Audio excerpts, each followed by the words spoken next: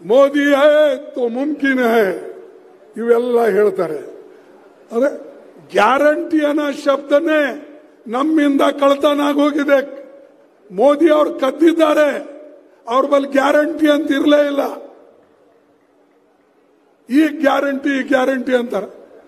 ಅರೆ 2014ರಲ್ಲಿ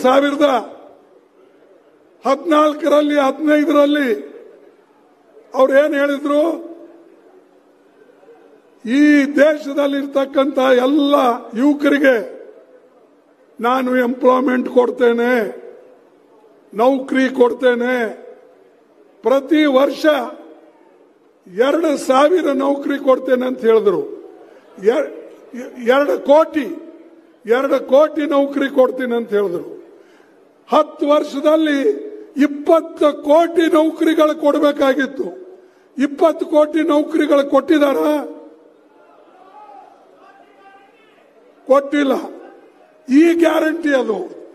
ನೌಕರಿ ಕೊಡದೇ ಇರೋದೇ ಗ್ಯಾರಂಟಿ, ಮೋದಿ ಗ್ಯಾರಂಟಿ. 15 ಲಕ್ಷ ರೂಪಾಯಿ ಬ್ಲ್ಯಾಕ್ ಮನಿನ ಹೊರಗಿನ ತಂದು ನಿಮ್ಮೆಲ್ಲರಿಗೆ ಕೊಡ್ತೀನಿ ಅಂತ ಹೇಳಿದ್ರು. ಕೊಟ್ರ? ಕೊಡ್ಲಿಲ್ಲ.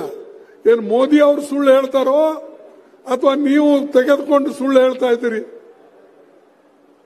ಮೋದಿ ಅವರು ಸುಳ್ಳು ಹೇಳ್ತಾ ಇದಾರಲ್ಲ, ಅದಕ್ಕೆ ನಾವೇನು ಸುಳ್ಳು ಹೇಳ್ತಕ್ಕಂಥ ಮೋದಿ ಅಂತ ಹೇಳ್ಬೇಕಾ? ಮತ್ತೇನು ಹೇಳ್ಬೇಕು? ರೈತರಿಗೆ ಅವ್ರ ಆಮದಾನಿ 2 ಪಟ್ಟು ಮಾಡ್ತೀನಿ ಅಂತ ಹೇಳಿದ್ರು, ಅದು ಮಾಡಲಿಲ್ಲ. ಈಗ ಹೇಳದಂತ ಗ್ಯಾರಂಟಿನೇ ಅವರು ಕೊಡಲಿಲ್ಲ. ಈಗ ಹೊಸ ಗ್ಯಾರಂಟಿ ಏನು ಕೊಡ್ತಾರೆ?